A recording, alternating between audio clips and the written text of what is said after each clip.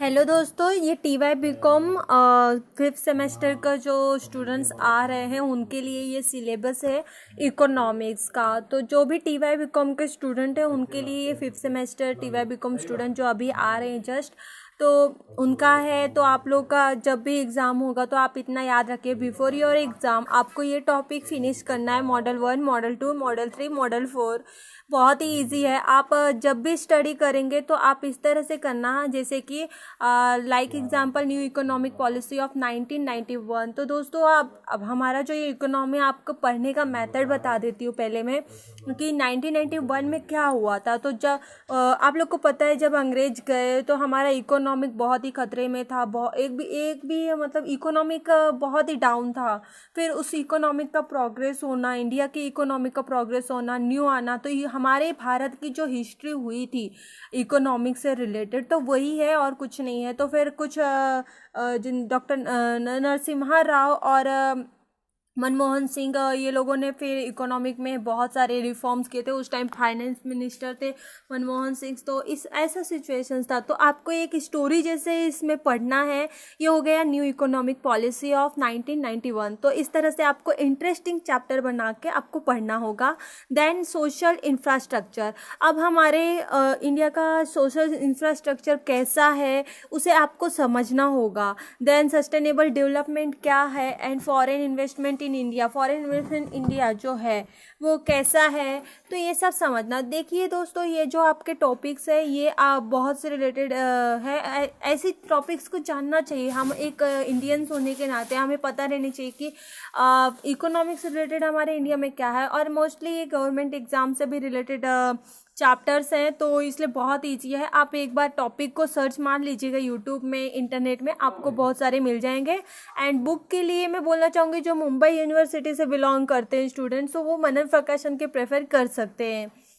And second model में है agriculture during post reform period, जो आफ्टर मतलब इंडिपेंडेंस के बाद जो एग्रीकल्चर में रिफॉर्म आया। आप लोग को तो पता रहेगा कि ब्रिटिश के टाइम पे एग्रीकल्चर हमारा कैसा था और उन्होंने किस तरह से हमारे एग्रीकल्चर की पूरी रवाटी लगा दी थी। फिर किस तरह से हमारे एग्रीकल्चर में रिफॉर्म आया। तो ये सारी चीज़ें आपको जानने को मिलेंगी। नेशनल एग्रीकल्चर पॉलिसी 2000 में जो बनाई गई थी उसके बारे में भी आपको जानने का मिलेगा। एग्रीकल्चर प्राइसिंग क्या थे, एग्रीकल्चर फाइनेंस क्या, एग्रीकल्चर मार्केटिंग क्या, ये एक्सेट्रा एवरीथिंग आपको पता होनी चाहिए। तो ये मैं आपको बता रही हूँ मॉडल वाइज, ताकि आपके मन में इंटरेस्ट जागे कि हाँ हमें पढ़ना चाहिए, हाँ इतने अच्छे अच्छे टॉपिक है, क्या है इसके अंदर। तो इसलिए मैं आपको बता रही हूँ। आई होप आपको अंडरस्टैंडिंग हो रही होगी कि मैं आपको क्या कहना चाहती हूँ। मॉडल थर्ड में हम देख रहे हैं कि the industry and service sector during the post reform. जो इंडस्ट्री है और सर्विस सेक्टर है, तो आफ्टर इंडिपेंडेंस क्या रिफॉर्म आए, तो क्या रिफॉर्म पीरियड हुआ, तो ये सब आपको जानना होगा। उसमें आपको ओवरव्यू ऑफ इंडस्ट्री सेक्टर के बारे में जानना होगा। फिर डिसइन्वेस्टमेंट पॉलिसीज के बारे में। देन MSME सेक्टर क्या है, फिर इंडस्ट्रियल पॉल्यूशन इन इंडिया में इंडस्ट्रियल पॉल्यूशन क्या है, फिर सर्विस सेक्टर क्या है, ये सब आपको पता होना चाहिए। देन मॉडल फोर्थ में बैंकिंग एंड फाइनेंशियल मार्केट जो है उसमें बैंकिंग का क्या है रोल, इंश्योरेंस इंडस्ट्री क्या है, और मनी मार्केट क्या है, कैपिटल मार्केट क्या है। दोस्तों मैं बताना चाहूँगी आपको कि जो कभी भी कोई भी चीज़ हो, चाहे आप गवर्नमेंट एग्जाम की प्रिपरेशन कर रहे हो या फिर आप ग्रेजुएशन लेवल की या फिर PG लेवल की, आपको 3-4 ये जो मंत्र एक दे रही हूँ इसको आप याद रखिएगा। कभी भी कोई भी क्वेश्चन आता है तो पहला आपको पता कर रहना चाहिए कि व्हाट इज़ दिस, हाँ क्या है ये, फिर क्यों है ये, कब आया, और हम इसको कैसे रिफॉर्म कर सकते हैं या फिर कैसे इम्प्लीमेंट कर सकते हैं। तो ये जो ऐसा जो मैंने आपको बताया, what, why and how and whom, ये जो है, तो वेयर, तो इनके ये क्वेश्चंस जो रेडी हो रहे हैं, ये आपको इनके बारे में कोई भी अगर आप एग्रीकल्चर का पढ़ रहे हो तो एग्रीकल्चर क्या है, कैसे हुआ, और रिफॉर्म क्या थे, पोस्ट क्या है, वो सब कुछ आप बता सकते हैं। तो ये सब इस तरह से आपको इम्प्लीमेंट करना है। अगर आप इस तरह से पढ़ाई करेंगे तो आपका श्योर है कि आपको पता ही नहीं चलेगा और आपके अच्छे मार्क्स भी आ जाएंगे एग्ज़ाम में। तो गाइज ये इकोनॉमिक्स का था TY BCom 5th सेमेस्टर के लिए ये सिलेबस है आपका। एंड अभी हमारे पास बहुत सारा टाइम है। अगर आप डेली एक चैप्टर करते हो तो मेरी बात मानोगे तो आपका रिवाइज ही हो जाएगा यार, बहुत ही ईजी है। और एक चैप्टर के लिए अगर 4 दिन 5 दिन भी लगाते हो तो इनफ है।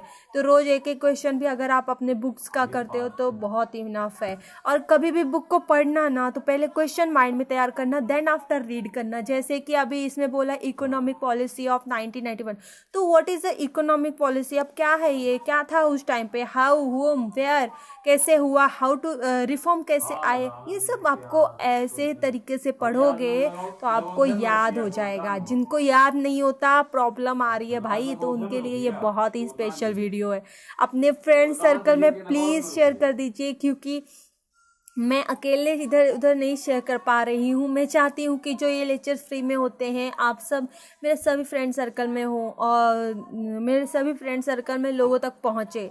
तो मैं प्लीज़ आपसे एक ही रिक्वेस्ट करूँगी, प्लीज़ गाइज अपने फ्रेंड सर्कल में शेयर कर दीजिए। ये TY BCom 5th सेमेस्टर जो न्यू सिलेबस चेंजेस हुए हैं उसके लिए ये न्यू चैप्टर्स है, ओके, इकोनॉमिक्स के लिए। तो ये TY BCom के लिए हो गया। एंड जो प्रीवियस TY BCom स्टूडेंट है जो रिजल्ट का वेट कर रहे हैं, तो प्लीज़ टेंशन मत लो। आपने अगर मेरे वीडियोस को फॉलो किया तो आप पास हो जाओगे यार। कभी कभी खुद पे भरोसा किया करो। अभी खुद पे भरोसा नहीं है तो उस गॉड पे तो भरोसा करो। आपने भी कि मेरी हेल्प की है, आपने भी 2 लोगों को शेयर किया है, या यकीन मानो अगर आप दूसरों की हेल्प करोगे तो आपका ज़रूर अच्छा होगा। तो यही फंडा है लाइफ का। एंड बी हैप्पी, इंजॉय करो, स्टडी को स्टडी तक ही रहने दो।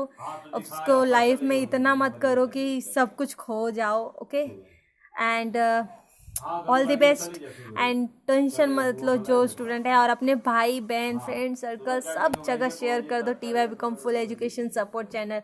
And thank you so much.